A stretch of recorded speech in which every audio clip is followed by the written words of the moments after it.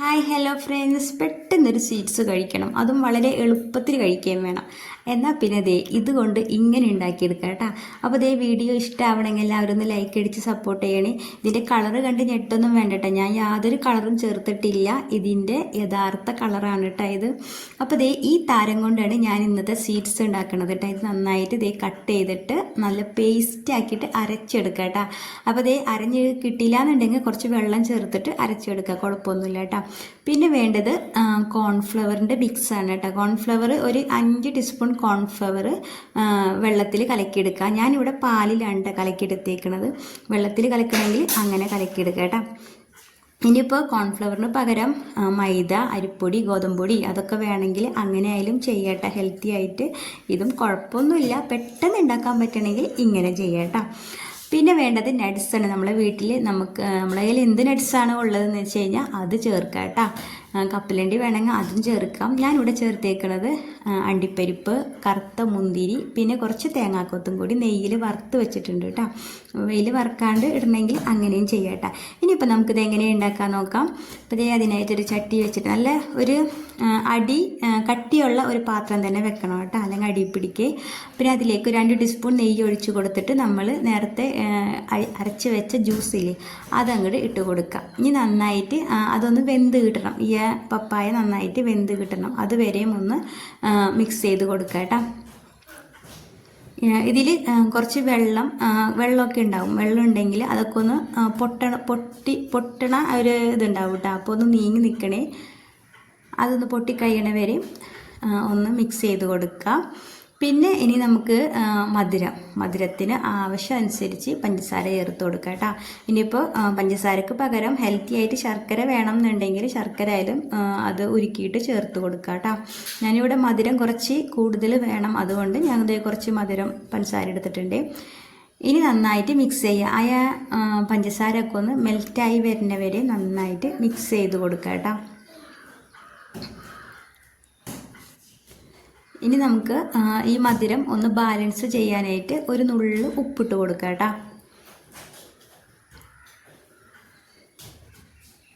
എന്നിട്ട് നന്നായിട്ട് മിക്സ് ചെയ്തെടുക്കാം.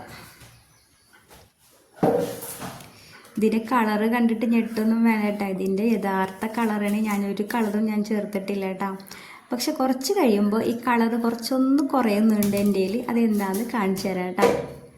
ഇതേ കുറച്ചും കൂടി നെയ്യ് ഒഴിച്ച് കൊടുക്കുന്നുണ്ട്, അടിയിലൊന്ന് പിടിക്കാണ്ടിരിക്കാൻ വേണ്ടിയിട്ടും ടേസ്റ്റിന് വേണ്ടിയിട്ടും ഇടയ്ക്കിടയ്ക്ക് ഇങ്ങനെ നെയ്യ് ഒഴിച്ചുകൊണ്ടിരിക്കുക കേട്ടോ. ഇനിയിപ്പോൾ നെയ്യിന് പകരം വെളിച്ചെണ്ണ ഒഴിക്കുകയാണെങ്കിൽ കുഴപ്പമൊന്നുമില്ല കേട്ടോ. ഇനിയിപ്പോൾ ഇതേ അടുത്തത് കോൺഫ്ലവർ മിക്സ് നമുക്ക് ചേർത്ത് കൊടുക്കാം.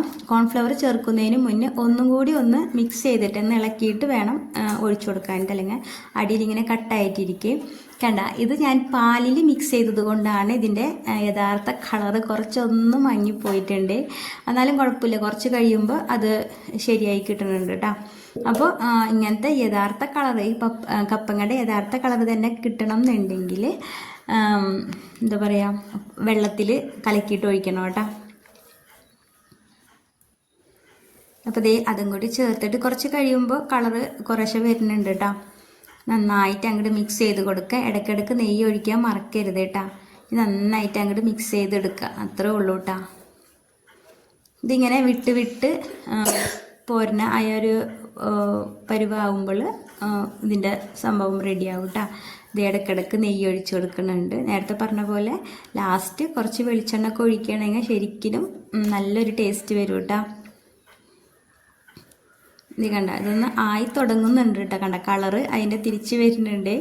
ഞാനിത് കളറ് പോയപ്പോൾ എനിക്ക് കുറച്ച് വിഷമമായിട്ട്, പക്ഷെ കുറച്ച് കഴിഞ്ഞപ്പോൾ അത് ശരിയായിട്ടുണ്ട് കേട്ടോ. ഇനിയിപ്പോൾ ലാസ്റ്റ് നമുക്ക് നട്ട്സ് ചേർത്ത് കൊടുക്കാം കേട്ടോ. വെളുത്ത എള്ളുണ്ടെങ്കിൽ ചേർത്ത് കൊടുക്കുക. എൻ്റെ കയ്യിൽ വെളുത്ത എള്ളുണ്ടായിരുന്നില്ല, അതിന് പകരം ഞാനിവിടെ എൻ്റെ കയ്യിൽ ഉണ്ടായിരുന്നത് ബ്ലാക്ക് ആയിരുന്നു കേട്ടോ.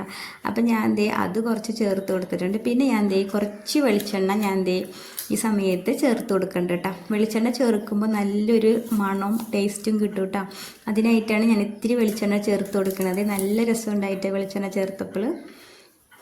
നന്നായിട്ട് അങ്ങോട്ട് മിക്സ് ചെയ്യാം കേട്ടോ.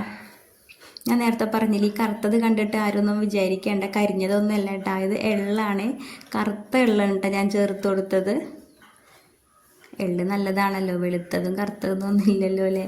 അപ്പം ഞാൻ എൻ്റെ ഉള്ളത് ഞാൻ ചേർത്ത് കൊടുത്തിട്ടുണ്ട് കേട്ടോ. ഇതേ കണ്ട അതിന് ആയി തുടങ്ങിയിട്ടുണ്ട് കേട്ടോ. അത് പെട്ടെന്ന് ആയി കിട്ടും. പറയുമ്പോൾ കുറേ ആയിട്ടൊക്കെ തോന്നും, പക്ഷെ കോൺഫ്ലവർ ആയതുകൊണ്ട് പെട്ടെന്ന് ആയി കിട്ടേ.